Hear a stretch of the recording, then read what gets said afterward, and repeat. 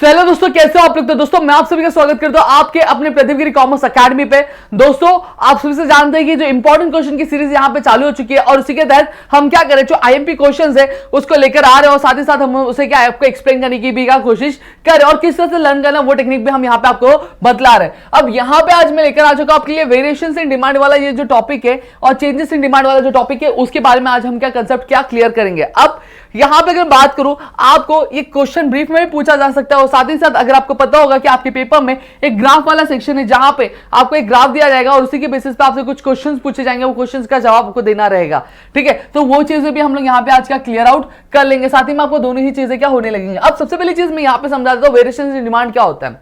जब कभी भी देखो, अब हमने क्या पढ़ा था, डिटर्मिनेंट्स पढ़े थे डिमांड के, जहां पे हमने देखा था टेस्ट देखा था, हैबिट देखा था, फैशन देखा था, गवर्नमेंट पॉलिसी देखी थी, जो कहीं इनकम देखा था कंज्यूमर का, जो कहीं ना कहीं डिमांड के राइज और फॉल होने में एक बड़ा रीजन बनते हैं। लेकिन सबसे बड़ा जो एक अहम जो एक चीज और एक जो डिटर्मिनेंट रोल प्ले करता था वो आपका प्राइस था। ठीक है, तो हमेशा ध्यान रखना, जब कभी भी डिमांड में राइज या फिर फॉल, यानी डिमांड गिरेगा या फिर बढ़ेगा, किसकी वजह से, जब प्राइस जो होगी प्रोडक्ट की चेंज होगी तो उसको हम क्या बोलेंगे, वेरिएशंस इन डिमांड बोलेंगे। जैसे फॉर एग्जांपल ये वाटर बॉटल है, अब ये वाटर बॉटल का प्राइस अगर मैं 100 रुपया बढ़ दे रहा हूं, 100 रुपया कर दे रहा हूं, तो इसकी डिमांड क्या हो रही है, बढ़ आ रही है। इसकी डिमांड क्या बढ़ आ रही है, क्योंकि इसका पहला प्राइस कितना था, 150 रुपया था, तो मैंने क्या किया, कम कर दिया 100 रुपया, तो इसकी डिमांड क्या बढ़ रही है। अब यही इसका प्राइस मैंने 250 रुपया यानी 250 कर दिया, तो इसका डिमांड क्या हो जा रहा है, कम हो जा रहा है। अब कम हो रहा है, किसकी वजह से कम हो रहा है, प्राइस की वजह से कम हो रहा है। तो ये जो राइज और फॉल हो रहा है इसको हम लोग क्या बोलेंगे, वेरिएशंस इन डिमांड बोलेंगे। क्लियर हो गया। अब समझो एक्सपांशन ऑफ डिमांड क्या होता है, सीधी सीधी लाइन है, एक लाइन याद रखनी है बस आपको, और ज्यादा कुछ। Rise in quantity demanded due to fall in price. जब कभी भी क्या होता है कि क्वांटिटी, जो क्वांटिटी है क्या किसी कमोडिटी की, वो क्या क्वांटिटी जो डिमांड की जाती है किसी भी कमोडिटी की, वो अगर बढ़ जाती है किसकी वजह से, जब प्राइस कम होता है, तो उसको हम लोग क्या बोलेंगे, एक्सपांशन ऑफ डिमांड बोलेंगे। क्या बोलेंगे, एक्सपांशन डिमांड। तो याद रखना, जब जब जब कभी भी किसी भी कमोडिटी की जो क्वांटिटी है की जो डिमांड है वो इंक्रीज होती है किसकी वजह से, जब प्राइस फॉल होती है, तो उसको हम लोग एक्सपांशन बोलते हैं। क्या बोलते हैं, एक्सपांशन बोलते हैं। ये चीज समझ ली। तो कॉन्ट्रैक्शन का मतलब तो उल्टा हो गया। जब क्या होगा, किसी भी कमोडिटी की जो क्वांटिटी में अगर फॉल होगा, डिमांड में फॉल होगा और किसकी वजह से, प्राइस बढ़ने की वजह से, हम लोग क्या बोलेंगे, कॉन्ट्रैक्शन ऑफ डिमांड बोलेंगे। समझ में आया। देखो एक्सपांशन समझ लो, एक्सपांशन एक्सपांड हो रहा है, बड़ा हो रहा है, बड़ा होना यानी क्या, इंक्रीज हो रहा है, यानी इंक्रीज हो रहा है। क्या क्या इंक्रीज हो रहा है, हमारा डिमांड इंक्रीज हो रहा है, किसकी वजह से हो रहा है, क्योंकि प्राइस जो हो रहा है वो कम हो रहा है। समझ में आ गया। तो एक्सपांशन मतलब कॉन्ट्रैक्ट होना यानी कम होना, क्या होना, कम होना। क्वांटिटी डिमांडेड क्या हो रही है, कम हो रही है, किसकी वजह से, क्योंकि प्राइस बढ़ जा रहा है, तो उसको हम लोग कॉन्ट्रैक्शन बोले। क्लियर हुआ। अब यहां पे मैं ग्राफ दिखाऊंगा आप लोगों को। अब हमने देखा था, यहां पे थोड़ा सा इरेजर यूज कर लो, यहां पे भी मैं आपको बताऊंगा। ठीक है, हमने देखा था कि आपका जो ग्राफ है कुछ इस तरह से रहता है, एक लाइन यहां पे मैंने ड्रॉ की और एक यहां पे मैंने ड्राइंग की। समझ में आ गया। ये आपका एक इधर, यहां पे, यहां पे, यहां पे, ये आपका क्या होता है, ओरिजिन होता है। अब यहां पे अगर मैं बात करूं, ये आपका वाई एक्सिस होता है और ये आपका एक्स एक्सिस होता है। ठीक है, और वाई एक्सिस पे हम लोग क्या डिनोट करते हैं, वाई एक्सिस पे हम लोग प्राइस डालते हैं हमेशा। हमने लॉ ऑफ डिमांड में मैंने आपको एक्सप्लेन किया था। और आपका एक्स एक्सिस पे क्या रहता है, जो क्वांटिटी डिमांडेड जो होती है उसकी वैल्यू होती है।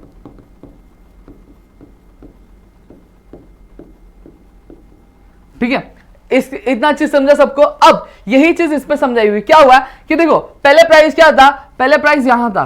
ठीक है, पहले प्राइस क्या था, नॉर्मल था। फॉर एग्जांपल यहां पे प्राइस ये था और क्वांटिटी डिमांड इतनी थी। क्या थी, क्वांटिटी डिमांड, प्राइस आता तो डिमांड इतनी ही थी। ठीक है, ये आपका पी हो गया, ये आपका डी हो गया। ठीक है, यानी क्यू क्वांटिटी डिमांडेड, अगर क्यू लिखना है तो हम लोग क्यू भी लिख सकते हैं। इतनी चीज समझी। अब क्या हो गया, प्राइस कम हो रहा है, क्या हो रहा है, प्राइस कम हो रहा है। तो ये ऊपर था, तो प्राइस कम हो रहा है तो नीचे आएगा। ठीक है, नीचे आया। अब प्राइस कम हो रहा है तो क्वांटिटी जो डिमांडेड वो इंक्रीज हो रही है, तो ये क्वांटिटी डिमांडेड वाली मतलब है, तो ये यहां से यहां चला गया। समझ में आ गया। तो ये प्राइस P1 डालेंगे हम लोग, यहां पे Q1 डाल देंगे। क्लियर हो गया। तो इस तरह से ग्राफ बनेगा और जो कर्व होगा वो क्या आएगा, समझ में आ रहा है। अब ये क्या हो रहा है, जो कर्व है नीचे साइड आ रहा है, क्या आ रहा है, कर्व जो है आपका नीचे साइड आ रहा है। क्लियर हो गया। यही चीज आपको क्या लिखनी रहेगी। क्लियर है। इधर ए लिख दो, इधर बी लिख दो। अब क्या आ रहा है, देखो प्राइस क्या आ रहा है, नीचे आ रहा है, तो ऐसे ऊपर से क्या नीचे आ रहा है, तो इसको हम लोग क्या लिख देंगे, हम लोग इसको इस तरह से ये इंडिकेशन दे देंगे। क्लियर हो गया। और इस तरह से आपका क्या जो ग्राफ है वो रेडी हो जाएगा। क्लियर हुआ। प्राइस क्या हो गया, कम हो गया, तो यहाँ पे भी आप एक देख सकते हो। तो इस तरह से आपका क्या जो है ग्राफ बनेगा आपका किसका, एक्सपांशन ऑफ डिमांड का। क्लियर है, चलो अब आगे बढ़ते हैं। अब कॉन्ट्रैक्शन में ऑलरेडी मैंने बताया, कॉन्ट्रैक्शन मतलब कॉन्ट्रैक्ट यानी डिमांड क्या हो रहा है, कम हो रहा है, किसकी वजह से, प्राइस बढ़ने की वजह से। प्राइस बढ़ने की वजह से जो डिमांड हो रहा है वो कम हो रहा है, तो उसको हम लोग क्या बोलेंगे, कॉन्ट्रैक्शन बोलेंगे। अब इसका ग्राफ कैसे बनेगा, सेम हम लोग इस तरह से ही करेंगे। क्लियर हो गया। अब पहले क्या था, प्राइस क्या था, sorry fall in quantity demand. For example यहां पे हम लोग इंडिकेट करते हैं कि ये प्राइस, पहले प्राइस ये था, ओरिजिनल प्राइस ये था, तो क्वांटिटी डिमांडेड क्या था, ये था। समझ में आ गया। अब प्राइस क्या हो गया, बढ़ गया है। कॉन्ट्रैक्शन मतलब क्या हो गया, डिमांड कम हुई है और प्राइस बढ़ने की वजह से वो कम हुआ है, तो प्राइस हम लोग ऊपर की तरफ लेंगे, तो प्राइस ये था, तो हम क्या लेंगे, इधर से हम लोग ऐसा ले लेंगे। समझ में आ गया। तो ये हमारा P1 हो जाएगा, ये हमारा Q है, इसको हम लोग Q1 दे देंगे। क्लियर हो गया। ये हमारा ओरिजिन है, ये हमारा y एक्सिस है, ये हमारा x एक्सिस है। क्लियर हो गया। अब यहां पे मुझे बताना, अब जो कर्व होगा वो क्या आएगा, ये इधर a आएगा, ये ओरिजिनल वाला है, और ये क्या आएगा आपका दूसरा हमने बनाया। ठीक है, अब ये कर्व है, तो ये कर्व कहां जा रहा है, अपर साइड जा रहा है। कहां जा रहा है, अपर साइड जा रहा है। क्लियर हो गया। यानी अब जो कर्व है क्या, अपवर्ड डायरेक्शन में, क्या अपवर्ड डायरेक्शन में। क्लियर। तो इस तरह से आपका क्या बनेगा, आपका जो है कॉन्ट्रैक्शन ऑफ डिमांड का क्या बन जाएगा, ग्राफ बन जाएगा। इजी है, कुछ हार्ड नहीं है दोस्तों। क्लियर हो गया। तो इतना ध्यान रखना, जब कभी भी वेरिएशन इन डिमांड मतलब क्या होता है, जब कभी भी डिमांड कम या ज्यादा होगा, किसकी वजह से, प्राइस चेंज होने की वजह से, और बाकी सारे जो डिटर्मिनेंट्स कांस्टेंट यानी सेम रहेंगे, उसमें कोई बदलाव नहीं होगा, तो उसको हम लोग क्या बोलेंगे, उसको हम लोग बोलेंगे आपका वेरिएशन इन डिमांड। अब चेंजेस इन डिमांड में क्या होता है, देखो अब वेरिएशन में हमने देखा प्राइस की वजह से कम ज्यादा हो रहा है डिमांड, लेकिन अब यहां पे चेंजेस में क्या होगा, प्राइस कांस्टेंट रहेगा, प्राइस में कोई बदलाव नहीं दिखेगा आपको, लेकिन जो बाकी सारे फैक्टर्स है उसमें क्या बदलाव दिखेंगे, और उसकी वजह से डिमांड इंक्रीज या डिक्रीज होता है, तो उसको हम लोग क्या बोलेंगे, चेंजेस इन डिमांड। क्लियर हो गया। तो समझ लो वेरिएशन इन डिमांड में किसकी वजह से चेंज डिमांड कम ज्यादा हो रहा है, प्राइस की वजह से, और बाकी सारी चीजें कांस्टेंट है। और चेंजेस में क्या होगा कि प्राइस कांस्टेंट है, लेकिन बाकी सारे जो डिटर्मिनेंट्स है उसकी वजह से क्या होगा, चेंजेस होंगे, क्या किसमें होगा, आपके डिमांड में। तो यही चीज है, देखो चेंजेस इन डिमांड में क्या लिखा हुआ है, डिमांड राइज और fall due to the change in other factors and price remains constant. Price में कोई बदलाव नहीं है, प्राइस सेम है, लेकिन टेस्ट बदल जा रहा है, फैशन बदल जा रहा है, ट्रेंड बदल जा रहा है, उसकी वजह से क्या हो रहा है, डिमांड क्या इफेक्ट हो रहा है, तो उसको हम लोग चेंजेस इन डिमांड बोलेंगे। अब increase in demand, increase in demand मतलब क्या हो रहा है, डिमांड बढ़ रहा है, डिमांड बढ़ रहा है, क्यों, क्योंकि कुछ फेवरेबल चेंजेस हुए अदर फैक्टर्स में, और प्राइस क्या है, कांस्टेंट है, प्राइस क्या है, कांस्टेंट। जैसे टेस्ट में कुछ फेवरेबल फैक्टर चेंज हुए, या फिर अगर बात करूं ट्रेंड्स में कुछ फेवरेबल चीजें चेंज हुए, इस वजह से। क्लियर हो गया। अब इसका कर्व कैसे बनेगा, देखो ये हो गया हमारा कर्व, ये ऑलरेडी हमने बनाया था, ठीक है, ये हमारा ओरिजिन हो गया, यहाँ पे आपका एक्स वाई एक्सिस हो गया, ये आपका एक्स एक्सिस हो गया। क्लियर हो गया। अब प्राइस क्या हमारा सेम है, प्राइस में चेंज होने वाला है क्या, प्राइस में कोई चेंज नहीं वाला है। अब प्राइस इतना था तो डिमांड हमारा इतना था, ठीक है। अब डिमांड इंक्रीज हो रहा है, डिमांड इंक्रीज होता है, डिमांड कहां पे हम इंडिकेट करें, ये आपके एक्स एक्सिस पर, और ये प्राइस है, तो प्राइस को तो हमें हाथ नहीं लगाना है। अब डिमांड इंक्रीज हो रहा है, तो ये आगे बढ़ेगा कि कम होएगा, आगे बढ़ेगा, सही बात है। तो इसको हम आगे ऐसे थोड़ा सा 2 मिनट मैं बनाता हूं, 2 मिनट। तो हमारा डिमांड इससे हमें पता चल रहा है कि बढ़ रहा है, ठीक है। अब ये अगर मैं बात करूं, इसको मैं Q1 दे दूंगा, Q दे दूंगा, और इसको मैं Q1 दे दूंगा। क्लियर हो गया।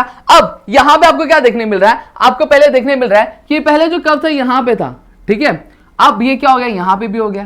क्लियर हो गया। देखो यहां पे भी आपको देखने मिल रहा है, तो ये इसको हम लोग A दे देंगे, और इसको हम लोग क्या दे देंगे, B दे देंगे। अब ये हमारा क्या आएगा, ये DD था डिमांड कर्व, ये हमारा D1 हो जाएगा। क्लियर हुआ।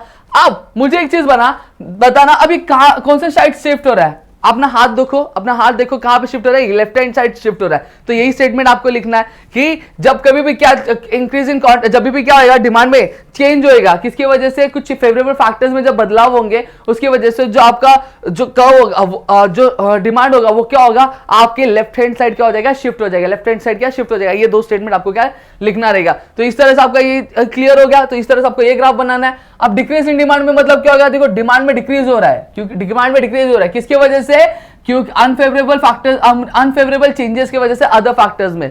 क्लियर हो गया। सेम चीज इसका भी इसका भी जो ग्राफ है इसी तरह से बनेगा। आपका ये ले लो, ये ले लो, ये आपका ओरिजिन हो गया, ठीक है, ये आपका एक्स एक्सिस हो गया, ये आपका वाई एक्सिस हो गया, ठीक है। अब यहां पे अगर बात करूं, प्राइस वैसे ही है, डिमांड ये था, सॉरी थोड़ा सा और लंबा करेंगे हम इसको, हाँ चलो, ये पहले क्या था,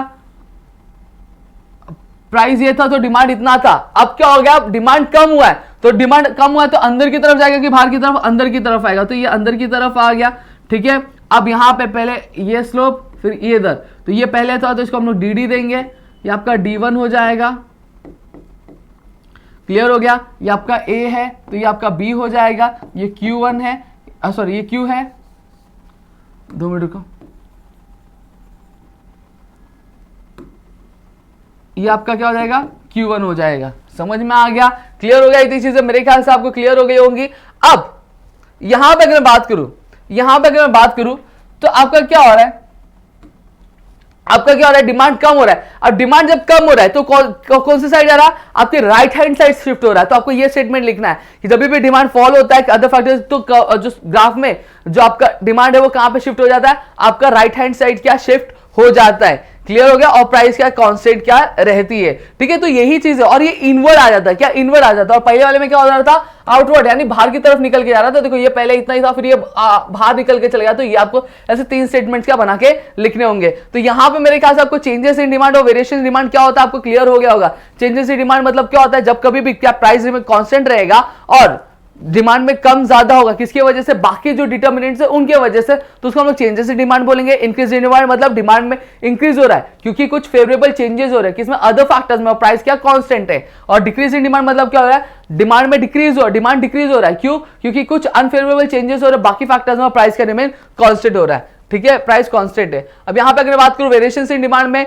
डिमांड कम या ज्यादा हो रहा है, किसकी वजह से, प्राइस में चेंज होने की वजह से, तो उसको हम लोग क्या बोलेंगे, वेरिएशन इन डिमांड बोलेंगे। बाकी सारे जो फैक्टर्स है कांस्टेंट रहते हैं। आपका एक्सपांशन मतलब क्या होता है, बड़ा, यानी डिमांड क्या हो रहा है, इंक्रीज हो रहा है, कब, जब प्राइस का कम हो रहा है, तो उसको हम लोग वेरिएशन बोलेंगे। कॉन्ट्रैक्शन कब बोलेंगे, जब हमारा क्या हो रहा है, डिमांड क्या हो रहा है, कम हो रहा है, डिमांड कम हो रहा है क्योंकि प्राइस बढ़ा है, तो उसको हम लोग कॉन्ट्रैक्शन बोलेंगे। तो मेरे ख्याल से आपको इतनी चीजें क्लियर हो गई, इसमें कुछ डाउट है, अगर कुछ डाउट है तो प्लीज फटाफट कमेंट सेक्शन में बता देना। अगर आप चाहते हो कि ऐसे और भी एक एक करके टॉपिक्स के हम एक्सप्लेनेशन लेकर आए, ग्राफ्स के बारे में बताया, सारी चीजें होता है, तो फटाफट कमेंट सेक्शन में बता दो, हम आपके लिए लेकर हाजिर हो जाएंगे दोस्तों।